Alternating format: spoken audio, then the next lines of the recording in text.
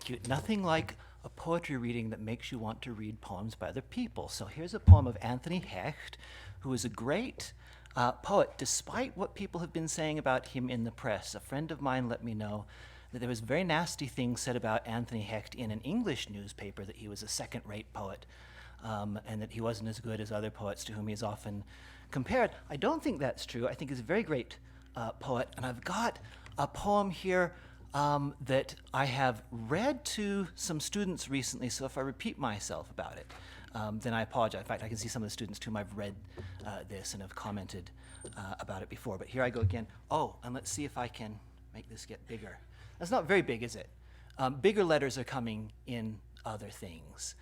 You see, he died in 2004. He died on the 20th of October, 2004. The poem is called More Light, More Light. It's a quotation. It's supposed to have been Goethe's last words. As he was on his deathbed, he said mysteriously, more light, whatever that means. Composed in the tower before his execution, these moving verses, and being brought at that time painfully to the stake, submitted, declaring thus, I implore my God to witness that I have made no crime. Nor was he forsaken of courage, but the death was horrible, the sack of gunpowder failing to ignite. His legs were blistered sticks on which the black sap bubbled and burst as he howled for the kindly light. And that was but one, and by no means one of the worst, permitted at least his pitiful dignity, and such as were by made prayers in the name of Christ that shall judge all men for his soul's tranquility. We move now to outside a German wood. 3 men are there commanded to dig a hole in which the 2 Jews are ordered to lie down and be buried alive by a third, who is a Pole. Not light from the shine of Weimar beyond the hill, nor light from heaven appeared, but he did refuse. A Luger settled back deeply in its glove. He was ordered to change places with the Jews. Much casual death had drained away their souls. The thick dirt mounted toward the quivering chin. When only the head was exposed, the order came to dig him out and to get back in. No light in the blue Polish eye. When he finished, a riding boot packed down the earth. The Luger hovered lightly in its glove. He was shot in the belly, and in 3 hours bled to death. No prayers or incense rose up in those hours, which grew to be years, and every day came mute ghosts from the ovens, sifting through crisp air, and settled upon his eyes in a black soot. Now, I don't think that's bad writing. I think that's very good writing. So I'm going to stand up for Anthony Hecht as against the rabid English press. One of the reasons I'm reading this is because there's a line in it that it's striking. I can't claim credit for noticing this. The notice comes from a friend of mine who is working on T.S. Eliot's poems, and he drew my attention to a particular line, this one right here. Can I highlight that? Is that coming up? No, you can't read it. The thick dirt mounted to the quivering chin. Sort of awful detail from this Holocaust scene. And what he drew my attention to was this.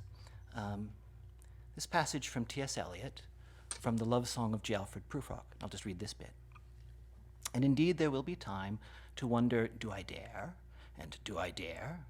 Time to turn back and descend the stair with a bald spot in the middle of my hair. They will say, how his hair is growing thin. My morning coat, my collar mounting firmly to the chin, my necktie rich and modest, but asserted by a simple pin. They will say, but how his arms and legs are thin. Do I dare disturb the universe?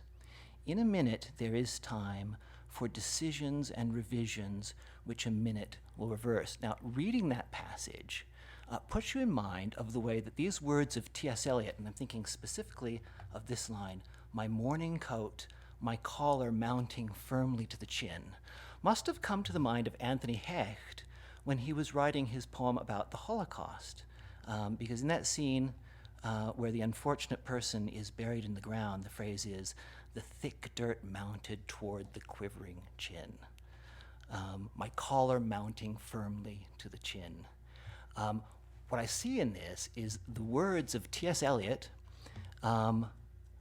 resurfacing again later and taking their place amongst the words of a later poet, Anthony Hecht, contemplating a later event at a later time. It's particularly interesting because of T.S. Eliot's very complicated and sometimes which is a difficult relationship to Jews and what he called the Jewish question.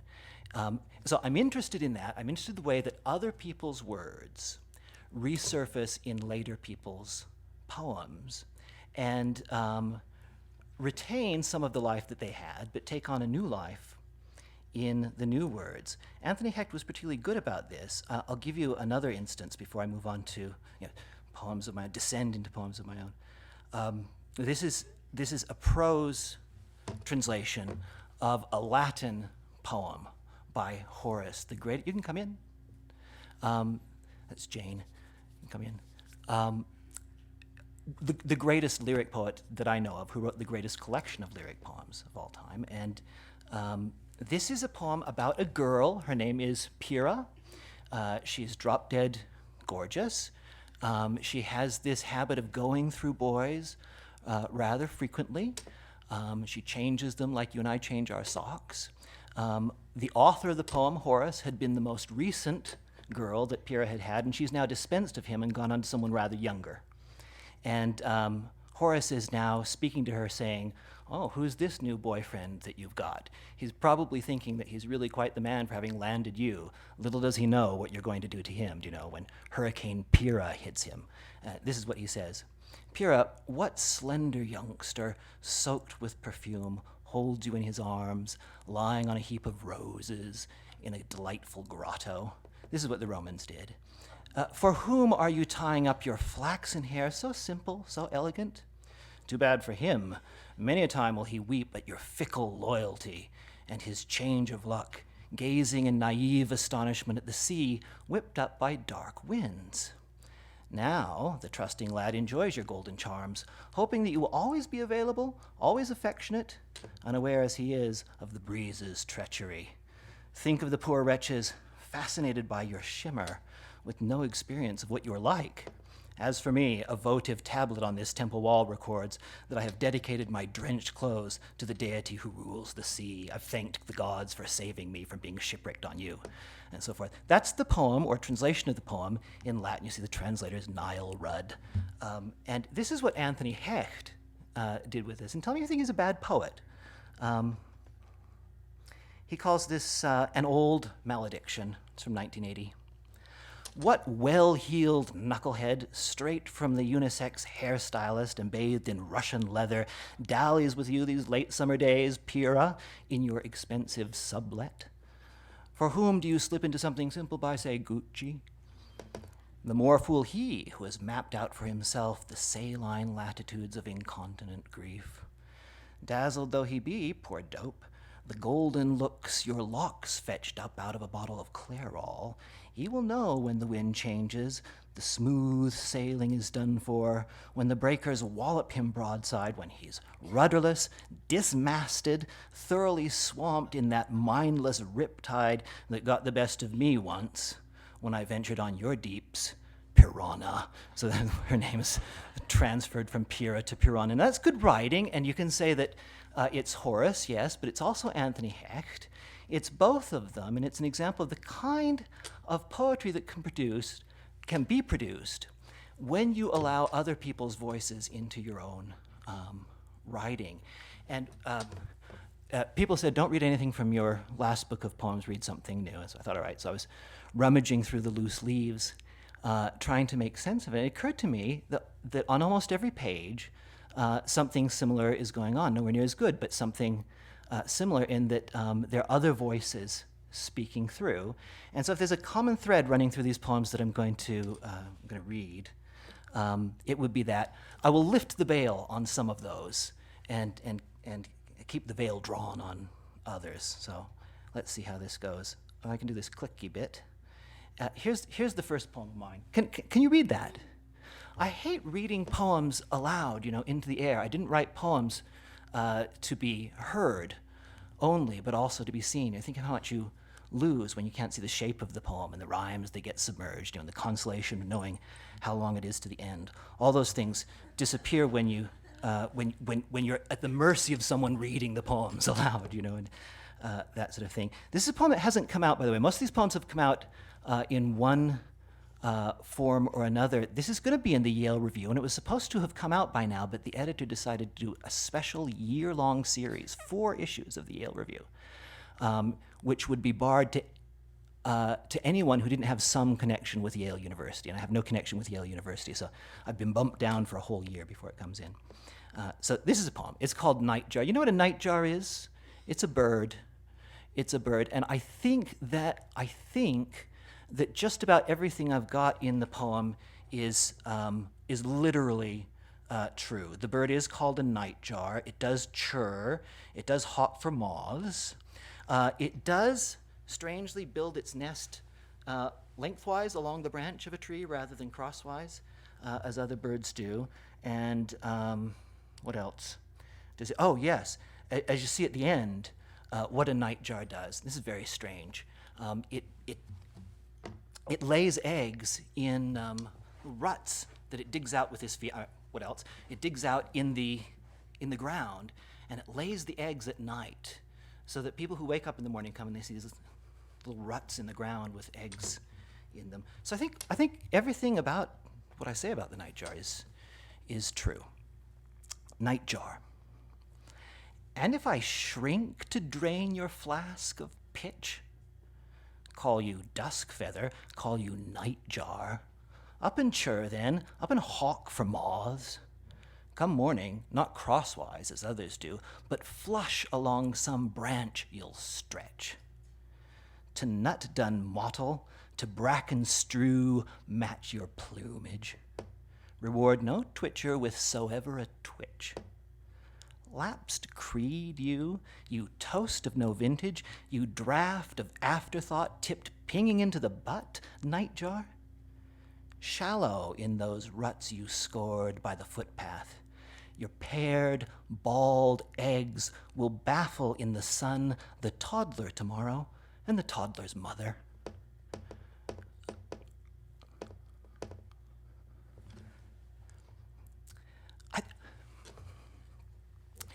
If I were to say something about that poem, I think I would say that anything that I write about the nightjar in there you can find in a reference book. What's there that's not in the reference book is an attitude towards the bird that comes over in the sound. And I'm clearly terrified of the thing. It freaks me out, the nightjar. I wish I could be one of these people who's at one with nature, but I don't like much of nature. I don't like being in the wilderness. I don't like lots of animals. They bother me. I feel estranged from animals. And if the poem's about anything other than a nightjar, it's a register of the lapse that some people feel. Ted Hughes doesn't feel this way, but I do. The lapse between you and nature. Something slipped, and I'm not a part of it, and I don't feel at one with nature, and I feel that the two categories, me and nature, have fallen away from one another. It's a record of the sense of a fall, or of the fall, that comes across. But all of that is just communicated in sound. The actual lexical meaning of the words is as accurate as any encyclopedia or whatever. And along those lines, here's somebody else's words.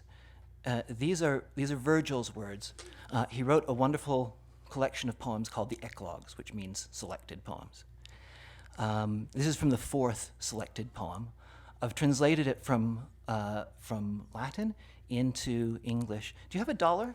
Hang on, if you've got $1, take it out. And check and see. Got this. I have $1. If you've got $1, flip it over to the back side. If you haven't got $1, God bless you, etc. There are those 2 seals, and on the left-hand side is the one with the pyramid in the eye, the creepy Masonic thing.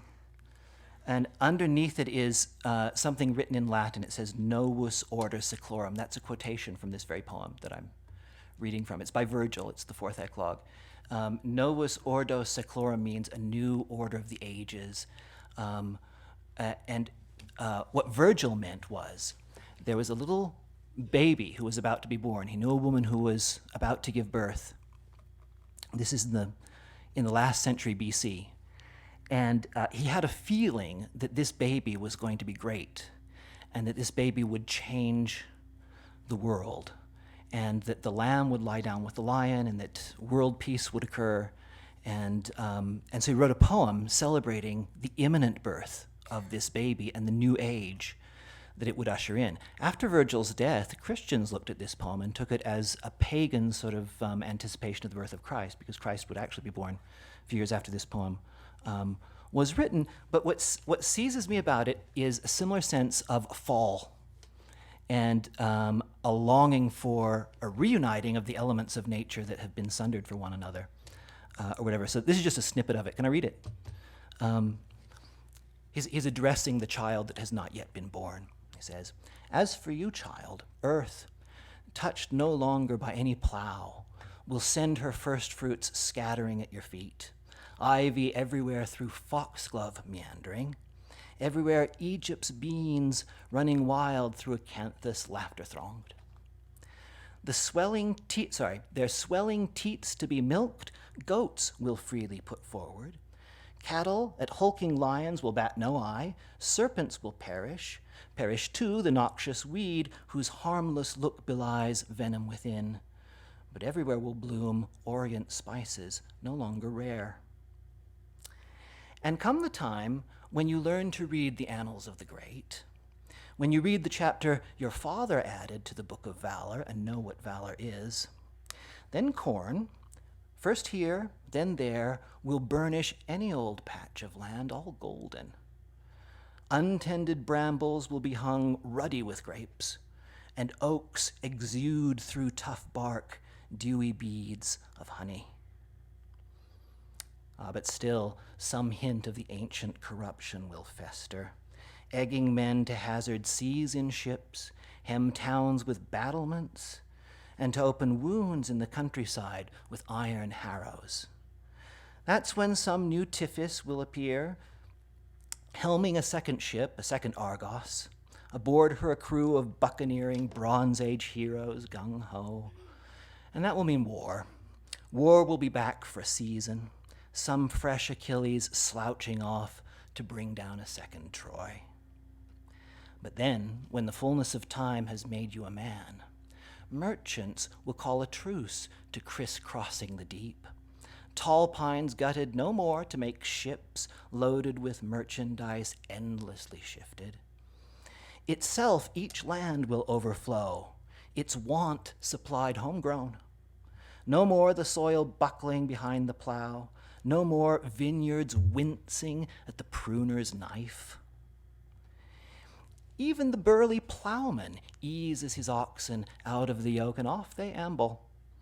No longer will pure wool suffer the counterfeit of being dyed, but on the ram, lording it untouched in the meadow, will grow fleeces of every hue, now purple, blushing with a hint of rose, now an earthly saffron. And off the cuff, nature will retouch her grazing lambs to crimson. Bring on, declared the fates who spin each coming day. Bring on the chosen age, they urged their spindles as they spun. And in the unbudging will of fate, all three of them were one.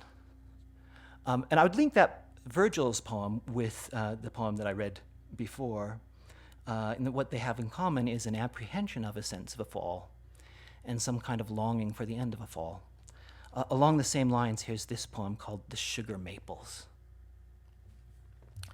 In the beginning, the reasons remained dark. The maple trees were cast out of the garden.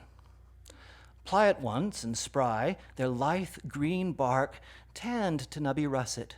Thirst made them harden. Parched gust launched their seedlings wide about. Pinched saplings braved a pursed and dusty birth. And as a sad collateral against drought, elbowed blunt roots into angry earth.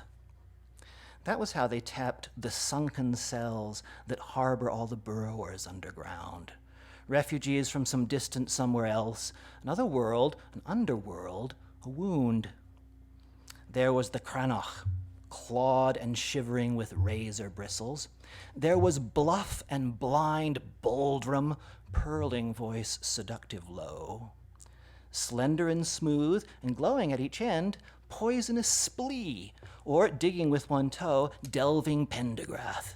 They were all survivors, outcast fossils of an archaic world, before the humans crossed the forbidden rivers and built their ships and pitched their rags, unfurled on roaring coasts they claimed unjustly theirs. One year, out of all those stony centuries, the maple trees relented. They longed to weep. Beseeching the maker who'd sealed shut their eyes, they extruded through their pores warm gouts of sap. These tears the maker cold into zinc pails. He baptized with that syrup, saying, "Bloom, ye barren scatterlings, come true." The scales fell from their eyes. He swept them with a broom into a china urn fired in his wrath. What happened next is our own aftermath. He called them his new creatures, toothed their tips dipped red or pranked in ochre run to ruddy, and then ordained them to the gift of bleeding each March, and witnessing their offering, boiled and bottled and lifted to the lips of children in the morning of their guilt. Children, take your sweet time before your erring brings you to those groves where it is spilt. A fable. My king once advertised, "This daughter of my age, sweet jelly of my eyes, princess, priestess, sage, let her become the wife of him who can save my life." And thereupon rent his robe, and where the blue lungs part, we saw each thoughtful lobe of his plumb, unfettered heart, and marveled how it bled. And then my king was dead. Summer is rust, but I still pummel at his chest, and his blood is never dry, and his daughter has no rest, who, cloistered in my mind, seeks but does not find. The Charles, is a river that flows through Boston, or usefully divides Boston from Cambridge. The Atlantic is a famous ocean. Which do you want to be? Do you want to be a river, or do you want to be an ocean? Or do you sometimes want to be one and then the other? Atlantic and Charles. Roughly, I could almost love pummeling some littoral aloof of granite. Some fang stretch of Labrador, I guess. Sure, Labrador would do as well as any place when I'm fit to heave myself against some jaggedness. Zero will glut me soon enough, though. Watch my roiling lapse. Watch me instead process all sociable past dome and tower and steeple. I think that must mean Boston.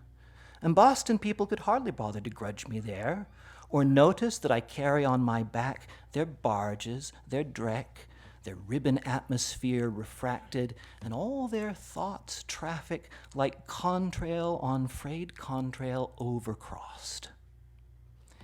These are the humans I think I love best, and move among them almost at heart's ease, till overlove of their perplexities addles, and I want rocks again, aggrieved at love a while, and what I thought I loved. I'm in the mood to do some skipping.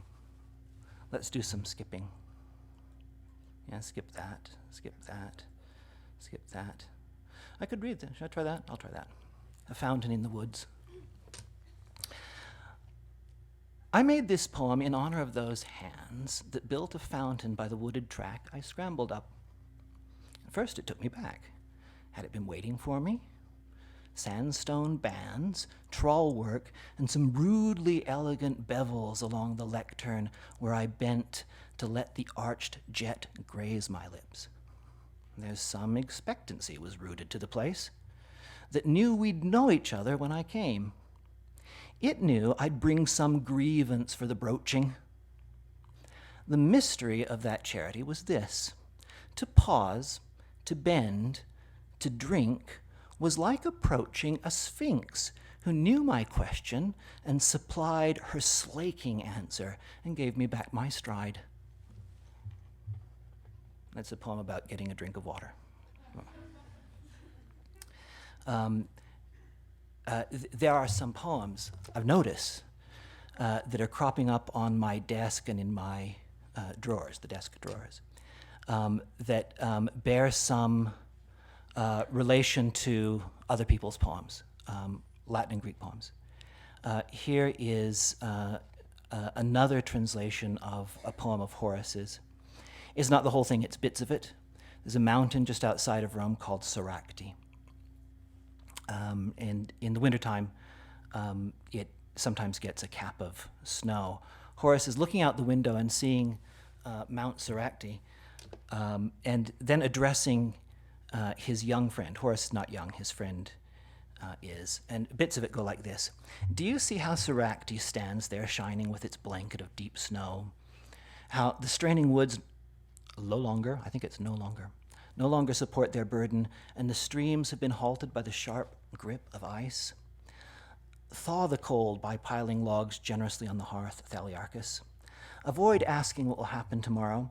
Whatever kind of day fortune sends you, enter it as a prophet, and do not say no to sweet love and dancing, for while you are still a lad, unlike me, and your green age is free from peevish whiteness, now is the time to make for the park and the city squares, where soft whispers are heard at the time appointed, when dusk is falling and delightful laughter comes from a secluded corner, giving away the girl who hides there, and a token is snatched from an arm or a coyly resisting finger.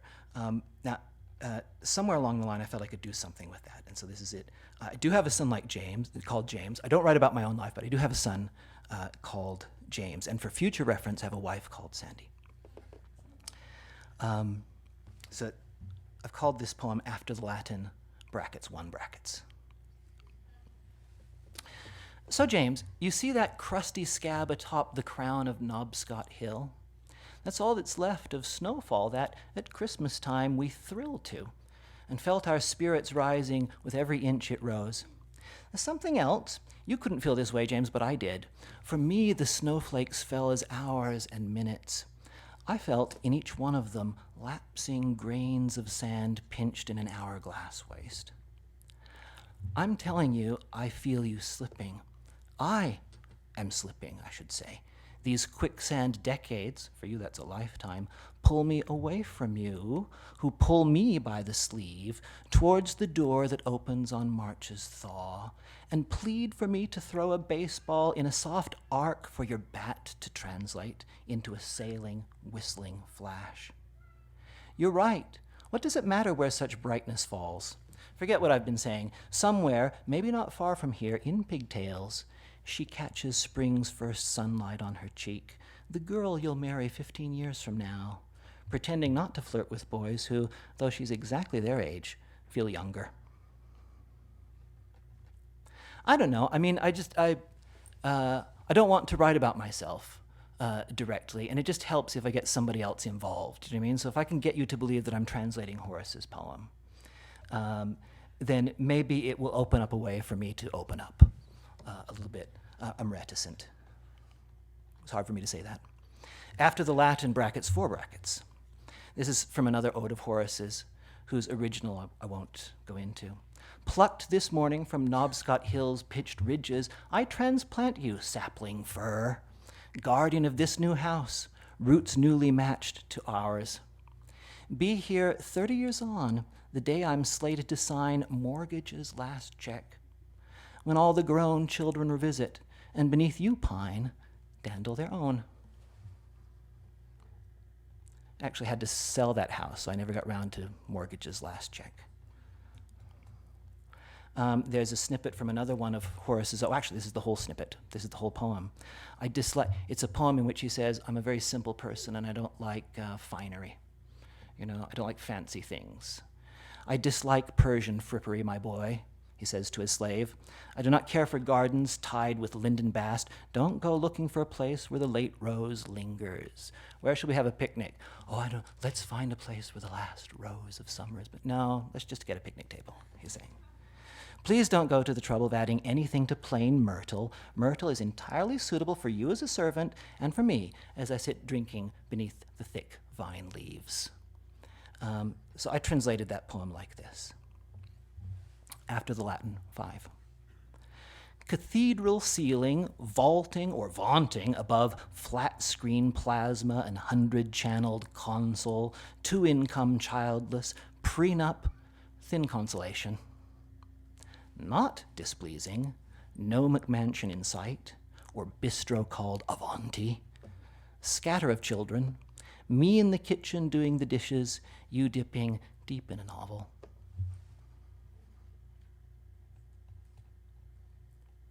After the Latin 8. Caesar has got a war on. He has snatched, as somebody wrote once, dire peril from the jaws of safety. Here's how Caesar styled it: mission accomplished.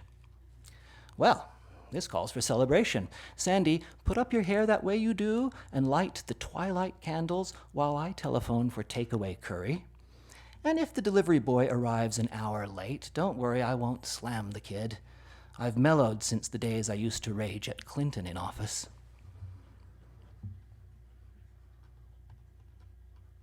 There was this 19th century schoolmaster who had a go at a poem in ancient Greek. It was by Callimachus.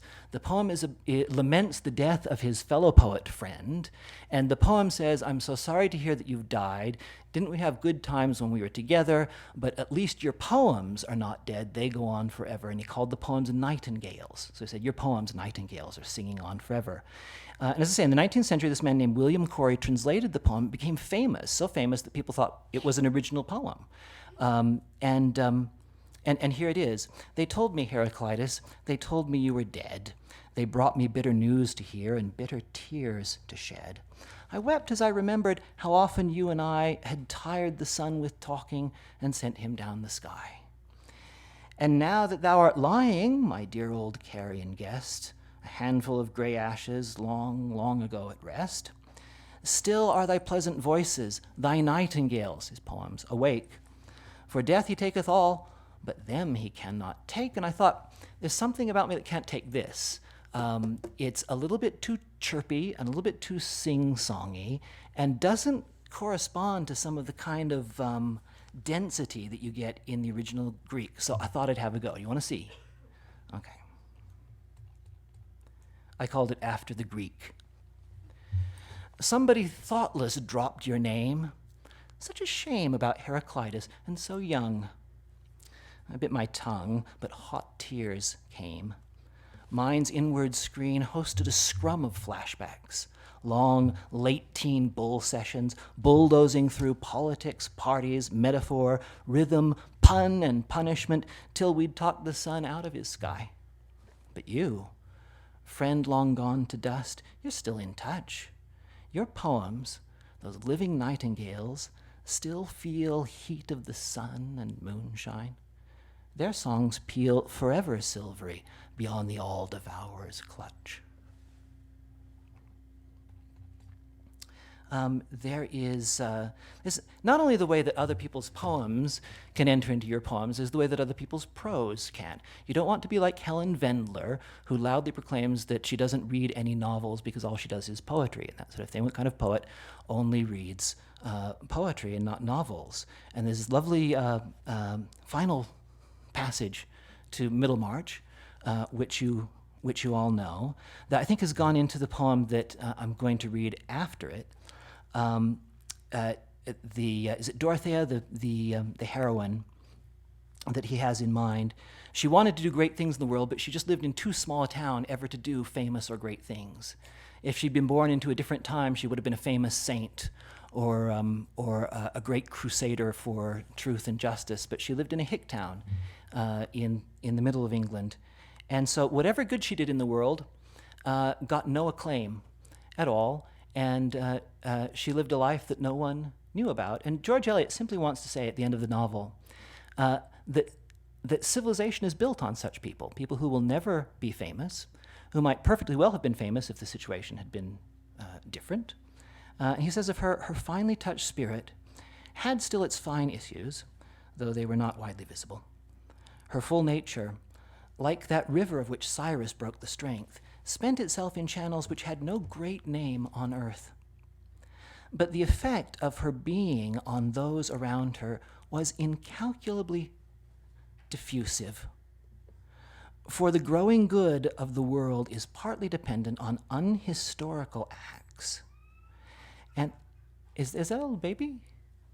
Where's the baby? Oh, how sweet.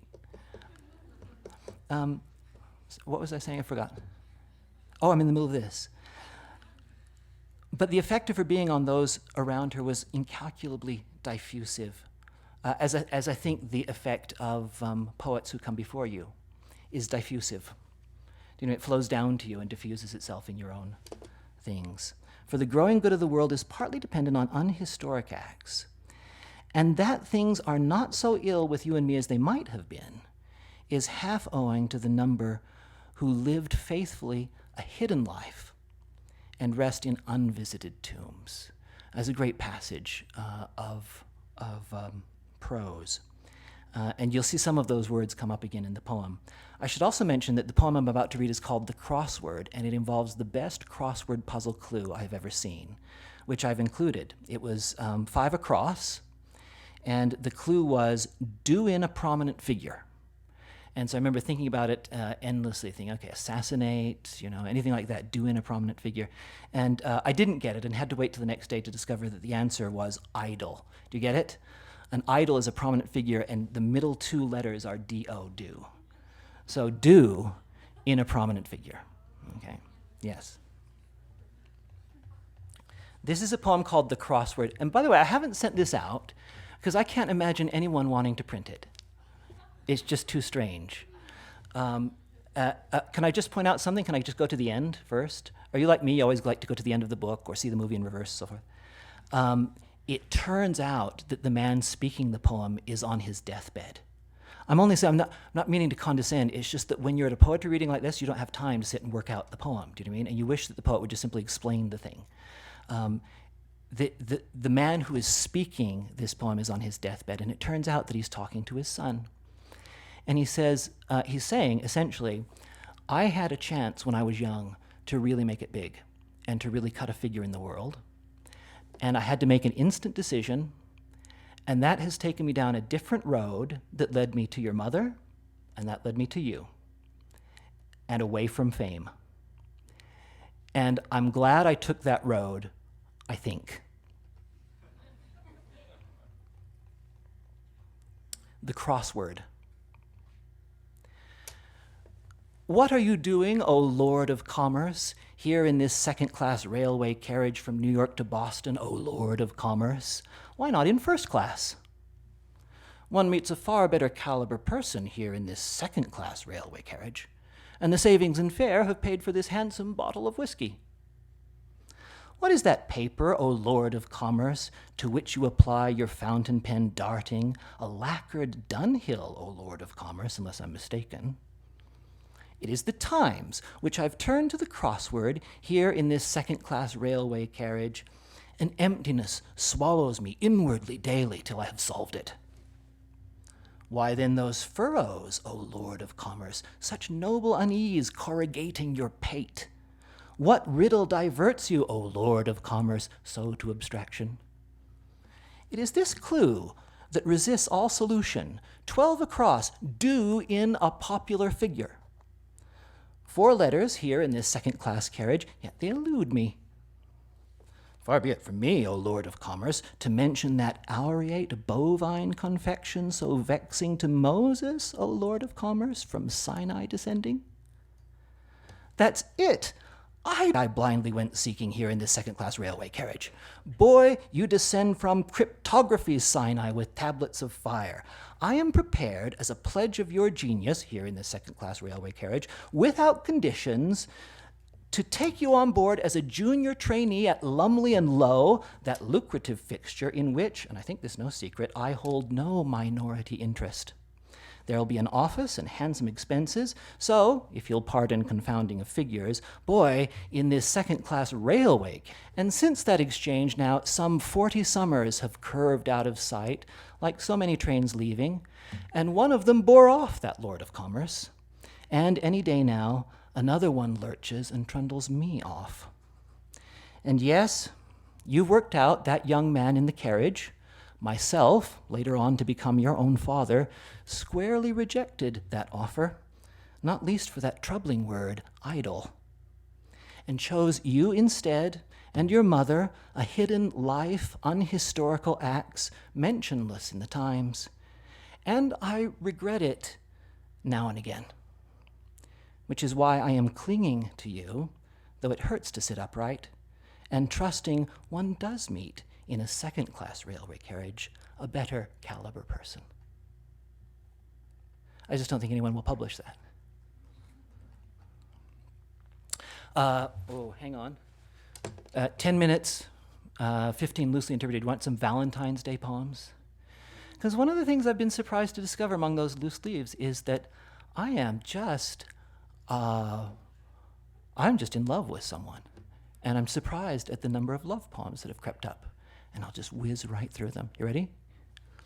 My surplus you, my superflux, and yet, when will you shake my interest out of you to our compounding? Only when you get will we have given. Only when you're due discharged our debt. Your windfall waits, an heir to coin you, charactered for all to read your image and your supers fleshed out in echoes on the monitor. You'll read the future as a memory. You'll be like that woman in the story who woke and lit a candle, swept the floor in search of something missing, and rejoiced to find a piece of silver she had lost. It's very dangerous to write a poem about wanting to have a baby. And even more dangerous to try and persuade someone to do it. Horace had written a poem, How Quickly We Die. The Latin says, Eheu fugaces posthume posthume labuntur ani. Like the deep sounds of that, labuntur ani. It means, posthumous, posthumous, the fleeting years slip by. And then later on in the poem it says, liquenda tellus, et domus, et placens uxor. Earth must be left behind, and home, and beloved wife. And here's a translation of that poem. I call it After the Latin. That little bit of done, 4 syllables that climb the scale of vowels, they stuck with me through teenage hubris right from the moment in 8th grade English when I first read them. That angry piety, 400 years still giving death the fig, so great. And yet, 4 words of Horace, whispering out of his graven marble, grip me.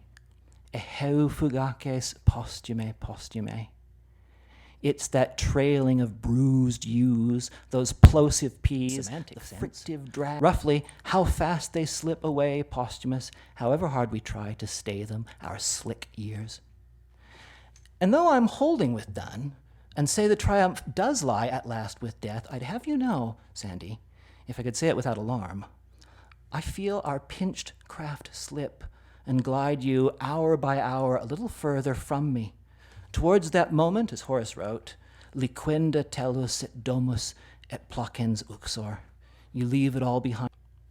Lovelier to me now, those words, than when, at 20, I'd known nothing to be lost. And lovelier all the more now, Sandy, you, for the very same reason. Whether such sweetness is a gain, or whether I should rue the day I learned to feel those words rough magic, and your beauty as you dwindle me, Sandy, I couldn't tell you. This is a sonnet about being a sonnet. It's self-conscious in that way. Sandy, last night I left you as you slept. Spiral notebook, plastic ballpoint pen, lamplight, and gingerly, not to disrupt your dreaming, made this little harp. I spun 14 lines out, squared the flimsy frame.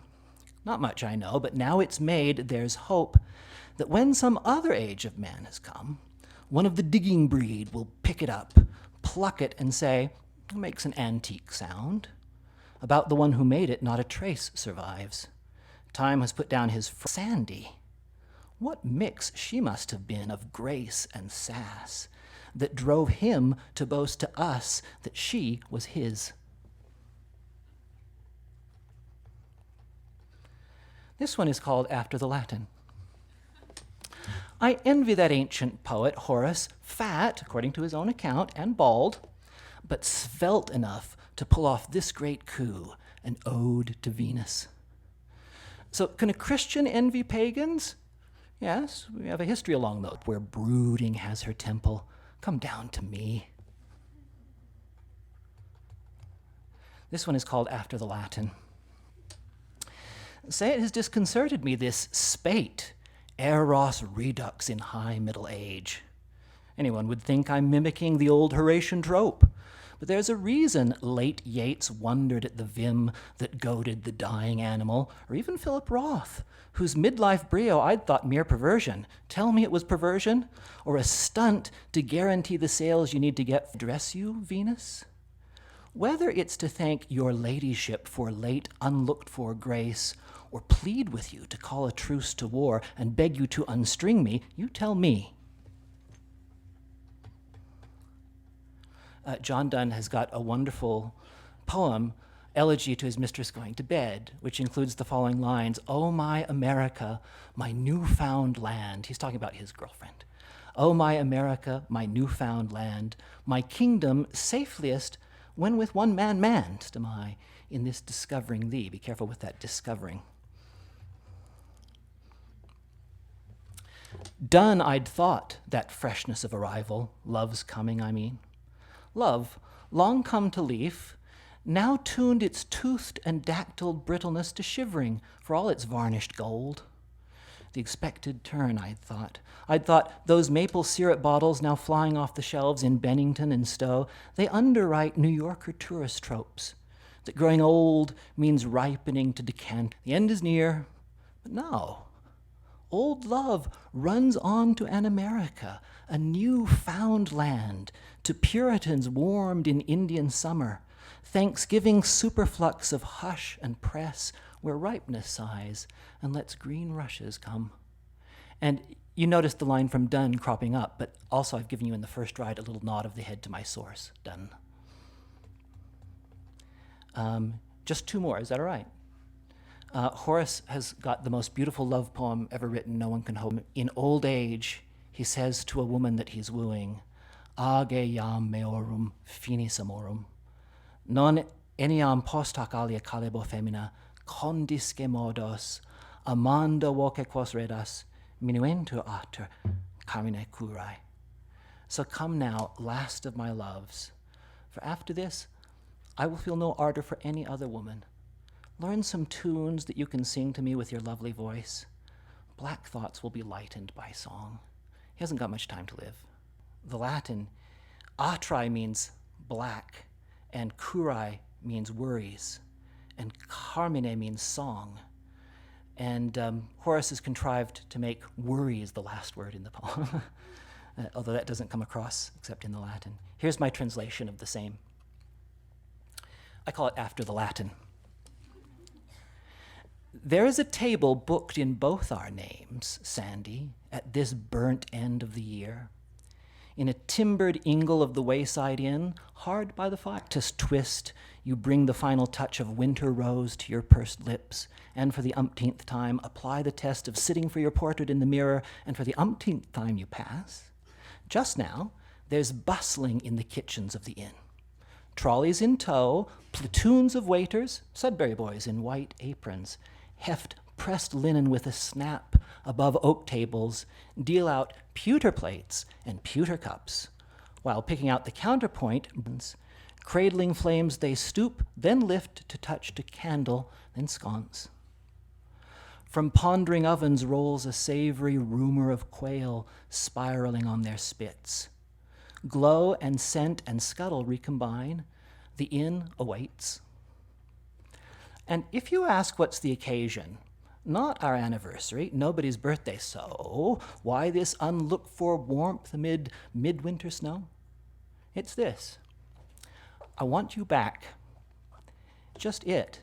I never meant that you should plod doggedly through the desert of my neglect, trailing as I ranged from booth to booth at Vanity Fair. I'm done with that. I want you and me both again. I want your hand across the table, voice in my ears, that cadence and that timbre. Winter's not what it used to be. It's starker than I remember. Now that we can speak in terms of years left to us in that voice, something to keep all that at bay. And then here's one last one, which I always read because it's my wife's poem. You gone, I thought to look for warmth in the pith of trees. So I went to the chopping block, brought axe's edge to kiss soft, naughty-hearted pine, whose sinews might warm mine. Matchsticks rasp, blue chuff, the fine cupped their fingers shut till fire fastened to the wood and wooed it close and hot. And soon the room was warm enough, but I was not. Thank you.